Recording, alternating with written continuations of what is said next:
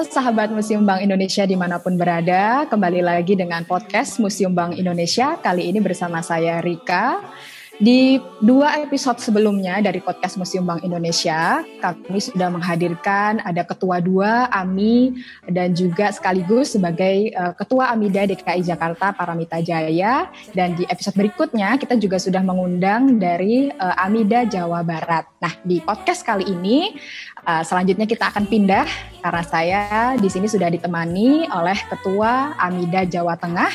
Ada bersama kita ini Pak Agung Kristianto. Langsung saja kita sapa Pak Agung dan kita akan berbincang terkait dengan situasi permusiuman yang ada khususnya di Jawa Tengah. Ya, langsung kita sapa Pak Agung.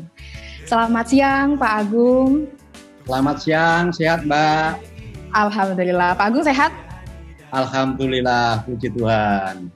Sehat juga ya. Sekarang lagi di kantor ya Pak ya? Lagi kebagian ini, WFO ya Pak? Kerja di kantor? Iya Mbak, kalau kami itu ya setiap saat Mbak. Oh ya, selalu standby ya Pak ya? Baik, Pak Agung, ini kan kita sudah masuki 2021, ini udah lebih dari setengah bulan loh Pak. Kerasa nggak Pak? Ternyata udah setengah bulan nih tahun baru Pak, udah ganti tahun.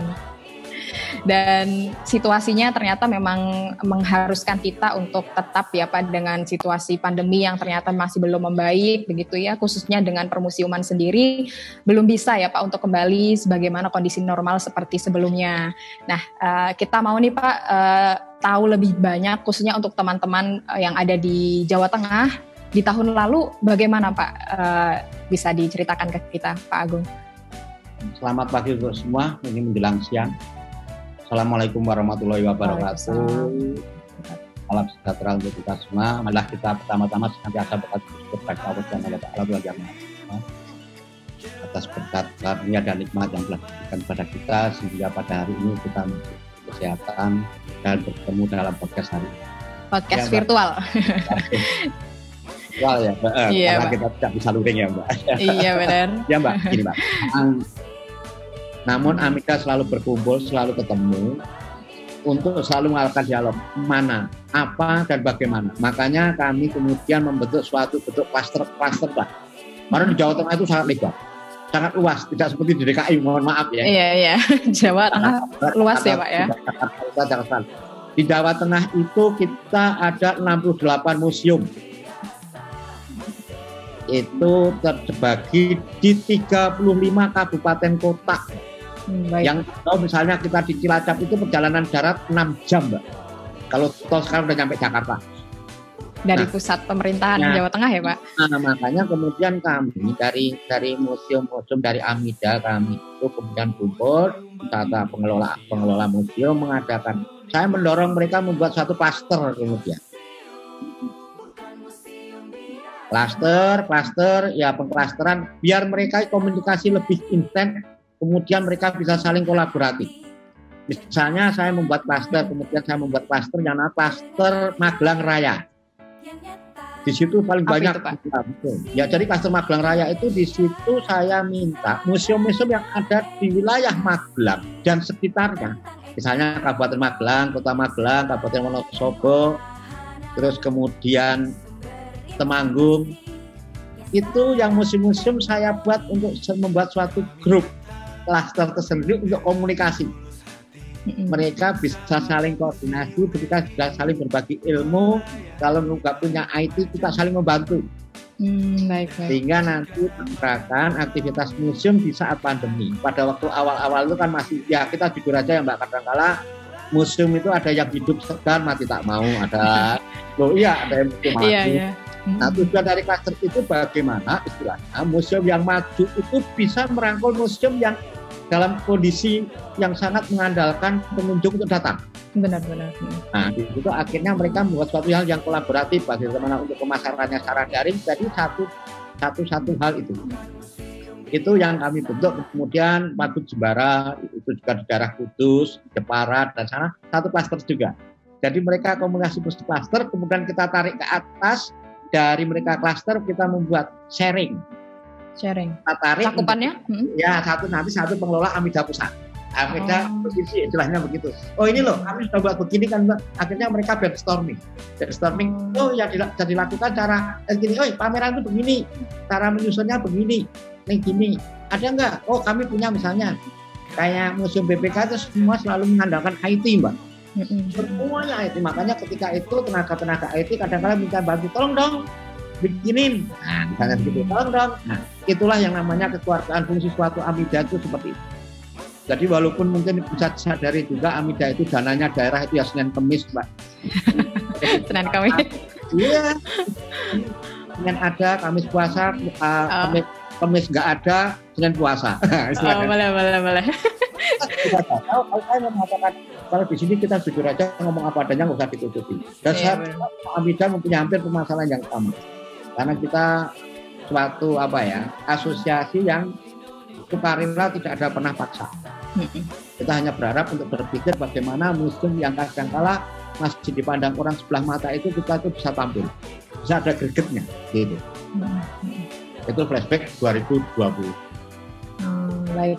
Jadi bisa dibilang mulai masuk corona ini mulai masif masuk dan berdampak terasa di Jawa Tengah itu Mei ya Pak ya? Mei ya. Bulan Mei. Sangat itu Mei. Karena April baru sedikit ya April. Februari kita masih santai, mungkin hanya 1 orang 2 orang yang terdampak, tapi belum sekarang. Artinya baru Mei itu sangat terasa itu di bulan Mei.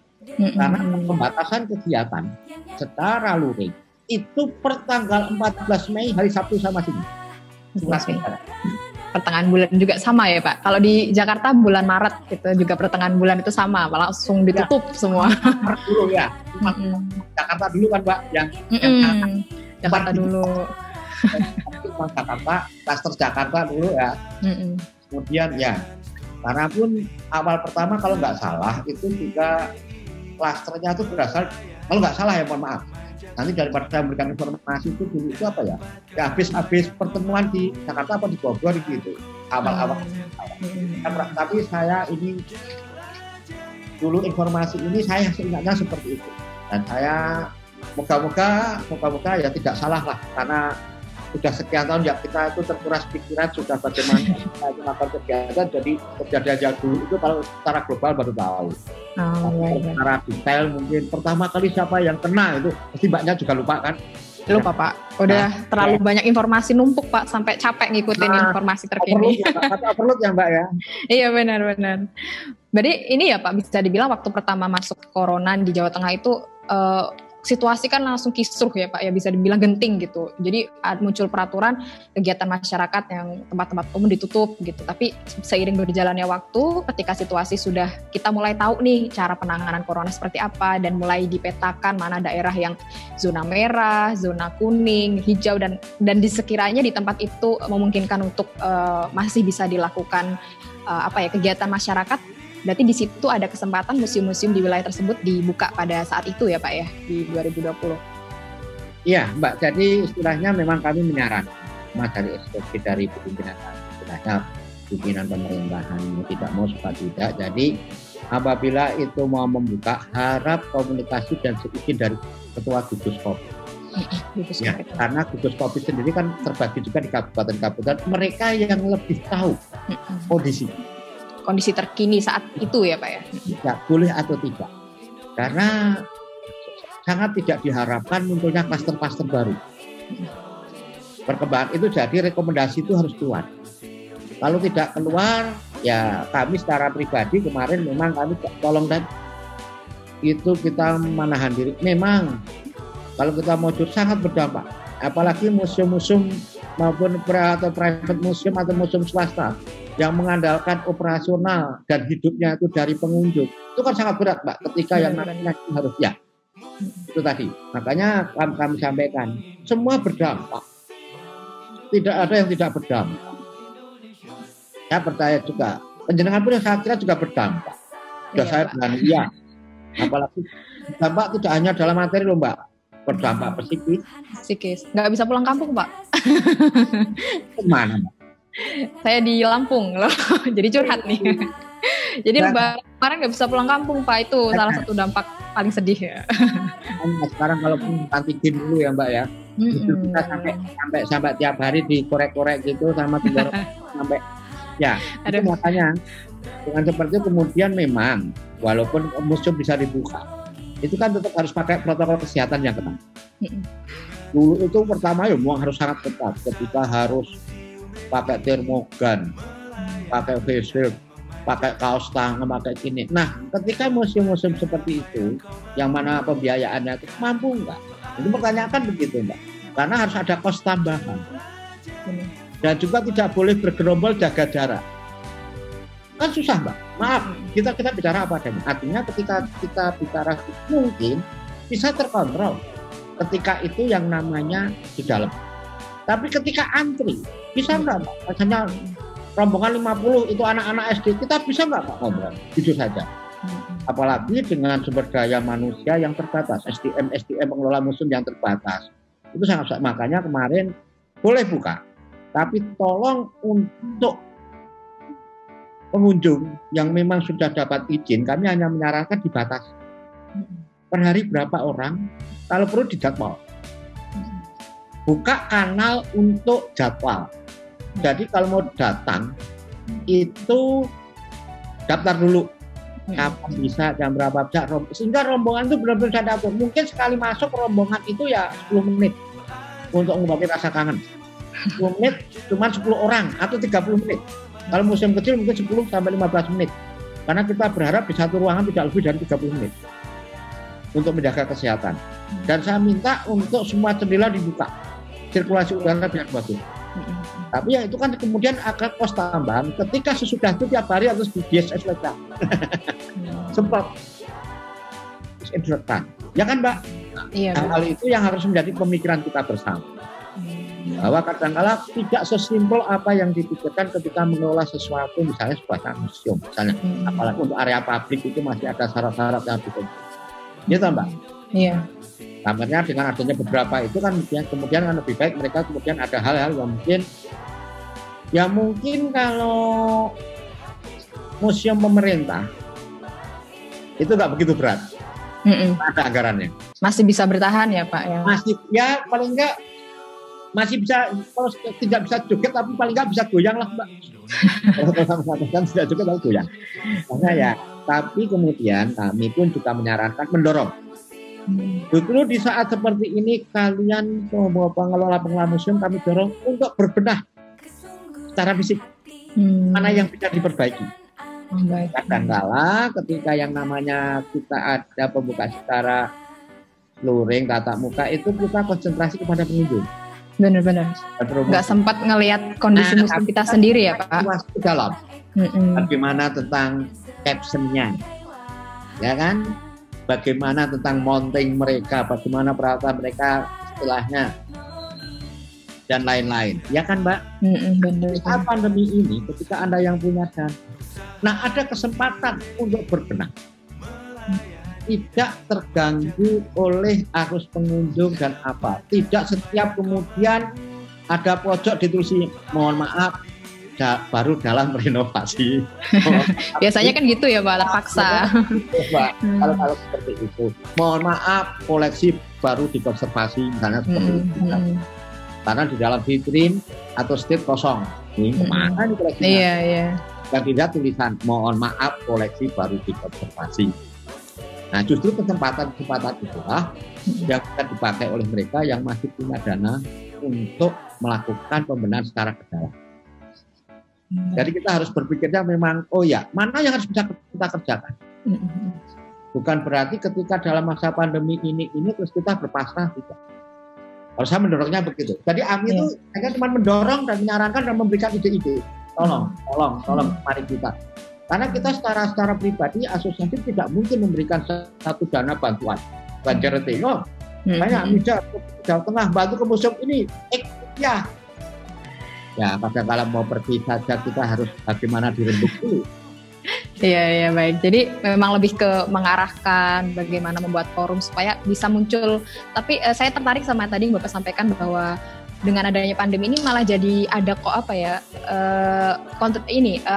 kolaborasi antar museum. Tadi Bapak bilang dibuat klaster-klaster. Jadi museum yang dengan sumber daya yang besar, yang orang-orangnya banyak bisa membantu museum-museum yang sumber dayanya kurang. Dan itu malah jadi peluang baru ya, Pak, ya, untuk muncul ide-ide baru, dan juga dari segi museumnya sendiri bisa dikasih waktu untuk maintenance, baik itu gedungnya, lalu juga sistemnya mungkin, dan segala macam koleksinya gitu ya Pak. Jadi nggak semata-mata pandemi ini hanya hal-hal buruk aja yang dibawa ya Pak ya. Betul Mbak, jadi kita itu janganlah ketika ada sesuatu, misalnya salah satu kita berpasrah diri. Justru ini bagaimana sesuatu ketika ini ada sesuatu pandemi, ya akan saya katakan musibah ya Mbak ya, artinya pandemi. Di balik musibah kamu harus bisa mengambil apa itu makna. Artinya ketika seperti itu musibah datang, justru mungkin saya mengatakan, kalau tidak ada musibah, mungkin pamer virtual juga tidak pernah terpikir. Iya, ngapain ya Pak ya? Kayak nggak menarik gitu ya. Tunggu pengunjung, kita ada pengunjung. Karena kita itu, bangsa kita itu biasanya akan lebih puas ketika ketemu langsung. Bisa ngobrol, bisa ngerumpi, bisa dan lain-lain. Tetapi kalau virtual gini kan terbatas. Mau ngobrol ngerumpi, ono koncone liyane.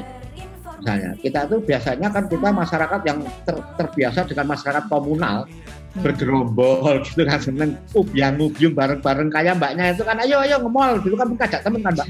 Nah, berang satu grup, museum-museum, ya ayo nongkrong kafe, nah, Jakarta kan biasanya gitu. Kafe bareng-bareng. Nah, tapi kalau seperti itu kan ya, di saat seperti itu kita harus mengubah mindset kita ketika yang namanya itu kita rani. Makanya kami juga mendorong, monggo silahkan yang namanya klaster-klaster yang sudah kita sebenarnya klaster itu terbentuk, kami mendorong itu sebelum pandemi Mbak. Oh gitu. Ya, itu sudah bisa, maksudnya sudah bisa memprediksi akan ada nih mungkin belum. Bukan dukun Mbak, bukan dukun. Belum. Oh, okay. Kirain Pak udah dengar berita-berita di China gitu. Oh kayaknya nih bakal ngimbas juga, kita harus cepat-cepat bikin program. Enggak ya? Cuman dulu saya itu secara filosofis tataran berpikir saya begini Mbak, bahwa museum itu tidak seimbang antara museum yang satu dengan yang lain, betul kan? Dari kalau segi sumber daya ya Pak? Dari sumber daya, kemampuan penganggaran, tampilan dan lain-lain. Kalau museum BI saya percaya Pak, nggak duit kok. Kalau kita, iya kan, coba sekarang museum BI sama Fathahillah, jangan udah lain Pak. Udah lain namanya dan lain-lainnya. Saya tidak membandingkan loh artinya tapi ada sesuatu cerita dan ada sesuatu nggak mungkin sama. Dengan kondisi museum pemerintah, milik pemerintah pun antara provinsi satu yang lain juga. Hanya saya mengatakan bukan masalah ini lebih baik, lebih buruk, tidak. Tapi saya mengatakan lain. Nah, ketika klaster itu dibentuk, dalam artinya satu museum itu bisa menutupi kelemahan yang lain, yang lain. Jadi mereka mesti punya interchange. Mereka bisa saling mengisi. Itu konsep awal saya. Makanya saya mengatakan, contoh misalnya museum ini kurang pintar desain. Oke. Nah, ketika membuat museum klaster, itu nanti cara pemasarannya desain. Bisa dulu pas kalian museumku ikut dalam satu misalnya buyer atau apa, atau misalnya dalam bentuk nanti infografis disebarkan lewat medsos. Diikutkan satu klaster. Museum, misalnya Museum Magelang Raya dari ini. Saya buka sekian. Ayo silahkan datang. Kan terakomodir semua Mbak. Jadi kita tidak membentuk sesuatu yang individual, tapi kita ya tadi konsep orang kita istilahnya budaya komunal. Bagaimana kamu bersatu? Ya akan pepatah katanya bersatu kita teguh. Istilahnya ibaratnya kalau konsepnya ya kita filosofi sapu aja lah, sapu lidi. Masih kuat, tapi kalau sendiri kan lebih. Nah, demikian juga dalam misalnya nanti pameran misalnya satu museum mereka mau pameran diundang kadang-kadang satu kali 2 kali yang ada pameran bersama begitu Mbak. Misalnya yang ada dinas, yang ada museum universitas. Mereka kan bisa berangkat bareng Mbak. Oh baik. Satu angkutan misalnya satu truk. Walaupun nanti berangkatnya secara pemandunya, guide-nya itu berhasil, tapi ketika itu kemudian bisa dibawa bareng-bareng kan lebih mirip dari sisi Iya benar. Nah, baik, itu yang kemudian saya mendorong untuk membentuk suatu klaster-klaster. Nah, kebetulan juga akhirnya itu ada muncul yang namanya ada pandemi.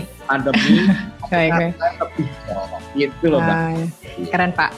kebetulan ya antisipasinya pas banget, timingnya juga ya Pak dengan pandemi. Nah terakhir, ini Bapak pertanyaan terakhir, itu kita tadi ngobrolin soal 2020 ya Pak, tahun lalu. Nah sekarang coba Pak boleh diceritakan nggak Pak, Bapak dengan kapasitasnya sebagai Ketua AMIDA di Jateng terkait tren museum nanti khususnya di Jawa Tengah ini bakal bagaimana Pak di 2021 ini Pak? Kalau museum saya melihat masih trennya tren virtual Pak. Sama ya. Karena kita tidak bisa memprediksi kapan ini berakhir. Benar. Ya. Ada yang memprediksi 2002, ada juga yang prediksi boleh. Tapi ketepatannya kan nanti. Ya kita bersyukur, kita terima kasih pada pemerintah lah istilahnya. Sekarang vaksin sudah datang. Terlepas dari beberapa polemik dan dinamika, tapi itu dan berterima kasih pada pemerintah, artinya sudah ada upaya dengan vaksinnya. Tetapi kalau saya bicara tentang tren, saya yakin tetap trennya tetap tren menggunakan teknologi informasi. Cuman saya harapkan nanti 2021 itu kreativitasnya lebih bervariasi ya. Lebih bervariasi. Kalau kemarin kan istilahnya 2020 itu kalau saya bicara kan masih banyak dalam proses belajar mencari bentuk. Benar-benar. Masih adaptasi ya Pak ya? Ya, adaptasi mencari bentuk. Ketika yang namanya sudah dari Mei sampai dengan Desember, hampir 7 bulan, masa sih nggak berkembang saja? Ya biasanya AMIDA itu kadang-kadang kan harus memberikan dorongan motivasi ya sambil kadang ngecek. Masa sih nggak bisa berkembang kalau gitu. Coba deh dipikir lagi deh, buat suatu terobosan lagi deh. Jadi bagaimanapun juga kalau kita itu bisa bersifat daring, coba cari suatu meng-create lagi. Pameran itu tidak begitu, bagaimana sesuatu yang gambar mati mudah jadi hidup, misalnya seperti itu. Bagaimana suatu museum itu bisa nanti interconnect dari museum yang satu museum yang lain. Coba cari influencer untuk menerangkan museum deh. Untuk memperkenalkan. Oke, baik. Kan begitu, Mbak. Efektif banget itu, Pak. Ya. Dan artinya kan karena apa ya? Ya situasi aja sampai dengan misalnya PPKM, pemberlakuan PPKM sekarang ini. Itu pemberlakuan pembatasan kegiatan masyarakat yang sampai tanggal 25 ya, dari kita semua tahu pasti. Juga Jakarta kan PSBB seri keberapa ini nggak tahu itu. Iya Pak, berjilid-jilid.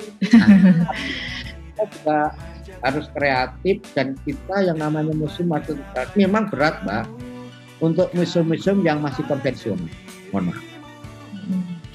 Yang dimana masih sangat sekali mengandalkan. Ada juga kan museum yang tidak punya istilahnya tenaga IT karena tidak antisipasi. Tapi juga makanya tadi saya katakan kalau bahasa Jawa kami orang Jawa saling gendong. Tahu ya Mbak gendong Mbak? Ya baik. Gendong. Tahu dong Pak. Saya yang kuat. Iya. Jadi akhirnya kan jadi selalu maju kebersamaan maju depan. Itu yang diharapkan. Tapi trennya 2021 pasti karena masih ya kalau saya pasti masih sampai paling tidak ini kan vaksin itu diharapkan cepat. Dan itu pun masih harus kita pakai prokes kesehatan. Benar. Jaga jarak, pakai masker, cuci tangan. Karena kalau kami dulu di sini M-nya banyak, Mbak. Apa itu, Pak? Ya kita mencuci tangan, memakai ya kan, Mbak, menjaga jarak, menghindari kerumunan, makan bergizi, mesam supaya biar happy ya Pak. Biar ini. Baik, benar. Baik Pak Agung, ini sebenarnya saya tuh masih pengen ngobrol banyak apalagi soal kolaborasi tadi, itu luar biasa ya Pak. Tapi sayang sekali ini waktu kita sangat terbatas ya. Jadi obrolan kita sayangnya harus berakhir. Tapi kita semuanya berharap ya Pak, semoga meskipun pandemi ini belum tahu kapan ujungnya Pak, tapi setidaknya dengan adanya vaksin dan sebagainya, situasi bisa segera membaik dan kita ini orang-orang permusiuman ini bisa bertahan, bahkan bisa keluar nanti muncul sebagai sesuatu yang baru ya Pak, ya lebih kuat dari sebelumnya gitu. Baik, Bapak kami ucapkan terima kasih banyak Pak Agung sudah bergabung dengan podcastnya Museum Bank Indonesia. Nanti ditonton ya Pak di YouTube kita, Pak. Ya. Baik, nanti akan ada di YouTube Museum Bank Indonesia dan juga di berbagai platform podcast, kita juga akan posting di sana. Baik, sahabat Museum Bank Indonesia, itu dia obrolan kita dengan Pak Agung, Ketua Amida Jawa Tengah. Semoga obrolan kita hari ini bisa bermanfaat ya, menambah informasi, khususnya untuk teman-teman yang di Jawa Tengah nih, supaya update bagaimana sih museum di tempat kalian. Nah, bisa tonton podcast kita kali ini. Demikian podcast kita kali ini, tunggu dan juga nantikan podcast Museum Bank Indonesia berikutnya. Bukan museum biasa.